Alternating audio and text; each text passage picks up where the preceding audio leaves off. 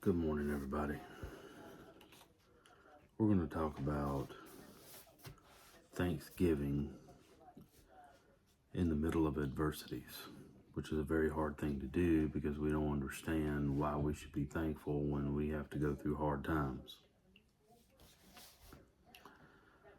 One of the most important verses in all of Scripture is found in Peter's final epistle. The apostle speaks of the necessity of having our faith tested. Talk a lot about faith. That the genuineness of our faith, being much more precious than gold that perishes, though it is tested by fire, many be found to praise, honor, and glory at the revelation of Jesus Christ. That comes from 1 Peter 1:7. What he's saying there is, if we go back and we listen to John the Baptist, said he baptizes with water, but one will come who he is not worthy to carry his sandals, but will baptize us with fire. Peter is speaking on the same thing, that our faith will be tested by fire. God does not want you to be weak. He wants you to be strong. Our strength comes through our faith, through us being tested. Remember, we always talk about training. We train physically. We shoot, we prep, we practice all kinds of different things for different scenarios that may come upon us. But us being tested in faith is one of those training exercises that we have to go through. It makes your faith stronger. It makes it harder to move you off that mark. And that's ultimately what it is. The passage suggests God is saying, your faith is precious to me, more precious than all the wealth of the world, which one day will perish. In these last days, when the enemy sends all manner of evil against you, I want you to be able to stand strong with an unshakable faith. He further says, I will keep you and bless you through every dark day. Your part is to simply have faith in me. You will keep my promise, keep my power through faith. You will keep my power of God through faith for salvation, ready to be revealed in the last time. That's 1 Peter 1 or 1 Peter 5, 1:5, excuse me. Peter tells us the Lord knows how to deliver the godly out of temptations. 2 Peter 2:9. We were all tempted. We are all tested. That's just the nature of our faith. Now, make no mistake, Satan has a hand in this. That he's constantly throwing little barbs at you, little darts at you in your brain. Because you'll be sitting there and then all of a sudden you'll have a thought and you're like, where in the heck did that come from? That ain't got nothing to do with what I was thinking about. He's trying to see if he can move you off your mark. The Greek word used for temptation here means putting to proof of adversities. Paul writes, no temptation has overtaken you except such as in common to man, but God is faithful, who will not allow you to be tempted beyond what you are able, but with the temptation will also make the way of escape, that you may be able to bear it. That comes from 1 Corinthians 10:13. So what he's telling you is you're going to be tempted. But God's not going to tempt you to the point that you can't escape from it. It is your choice at that point to escape. Are you willing to fall into that temptation? Regardless of what your temptation is. Men, women, drugs, alcohol, whatever your vice is, and we all have them.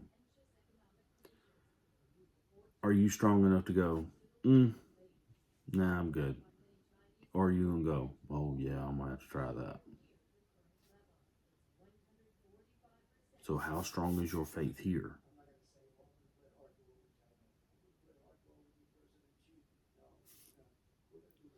Clearly, God does not want to keep us in our trials.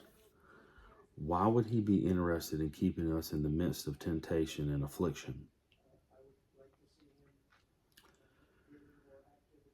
In the Marine Corps, we didn't train 24/7.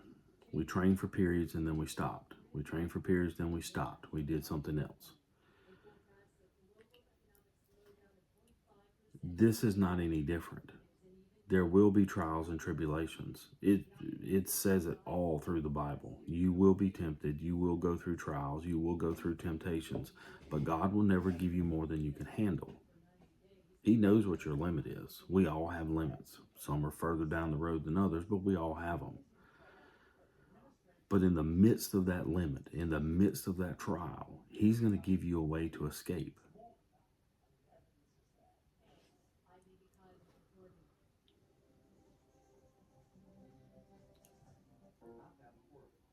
He does not get any glory from testing his children, but from the results of our testing. He is God, he is faithful and protective, and he has given us promises he will keep.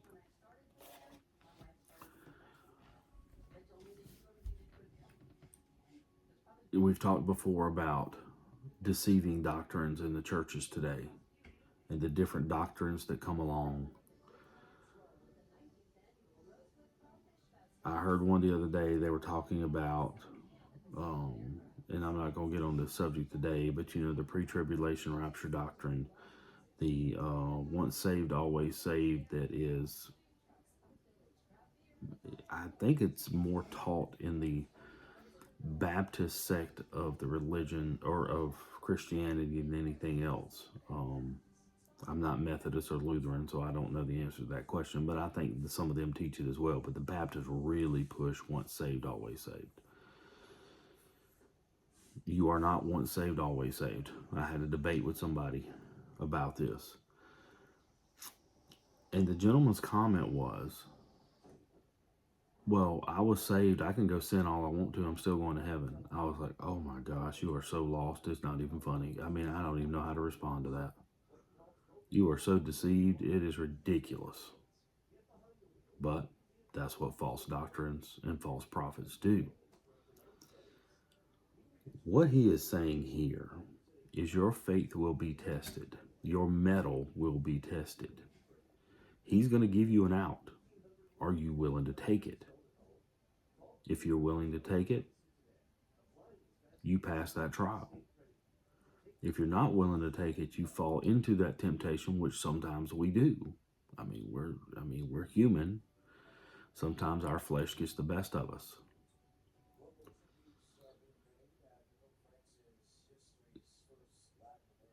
If you fall into that temptation, go back and ask for forgiveness. Father, I failed that test. I failed it miserably. Please forgive me. I will do better next time. Now you have a baseline of what's going to happen, because Satan is coming again. He will tempt you again. God will allow that temptation to happen and test you again. How do you respond to that test? How faithful are you? And here's where the faith comes in. The faith in this is not based on whether you believe or not. The faith is based on how faithful you are of following him in his word. That's what he's talking about here with trials and adversities. It's not we say faith is the foundation for us believing and asking, opening that door when Jesus knocks to come in. The faith he's talking about right here is the faith to follow his word in believing in him. It's kind of a two-pronged attack here. So you have faith to believe. Now do you have faith to follow? And those are two different things. Ask a Christian if they believe in Jesus and he was resurrected and all that. And everybody's like, oh, yeah. I believe in that. And the next time you see them, they got a beer in their hand. They're sitting at the bar. And you're like, but you just told me you was at church and you were doing all this other stuff. And now all of a sudden you sitting over there with a Budweiser in your hand. That's not real godly. They have faith in believing in Jesus. They believe. Oh, yeah, absolutely, I believe. They believe in God, the Father. Oh, yeah, I believe that. But you don't have any faith in following his word because the world is more important to you.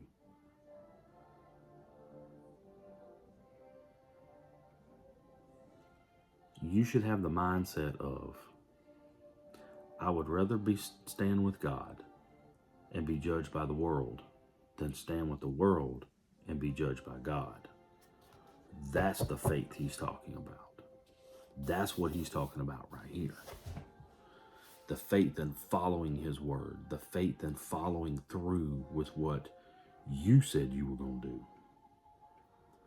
God's not going to break his promise. God said, I'm here. I'm not going anywhere. I'm trying to get you to come to me.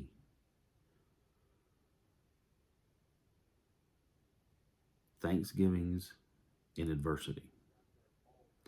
Be thankful for that trial. Be thankful that you passed it. Be thankful that he loves you enough to go, okay, you say you love me. You say you follow my word. Let's find out. Let's find out how faithful you are right now. Here's your trial. Go for it. No different when we were in the Marine Corps. Okay. You can do this. Let's find out. Let's go. Sometimes you did it. Sometimes you couldn't. You was like, daggum, I couldn't do that. I got to do better at that. Same thing happens here. And I know I'm breaking that down Barney style, but it's one of those things that we try to make this thing a lot more complicated than it is. It's not hard and it's not complicated.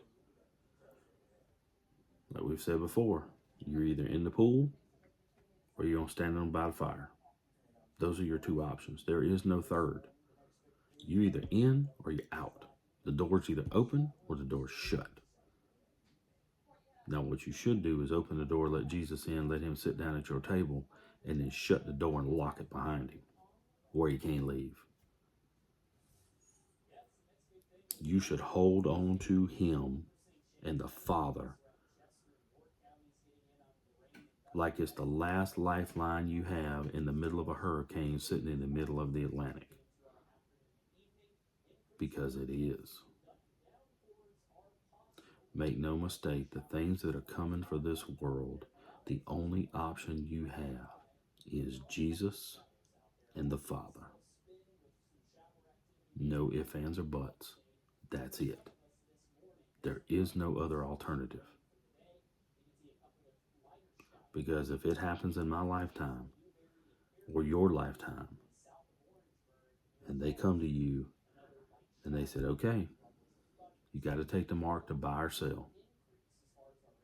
That's the ultimate. That's going to be the ultimate test right there.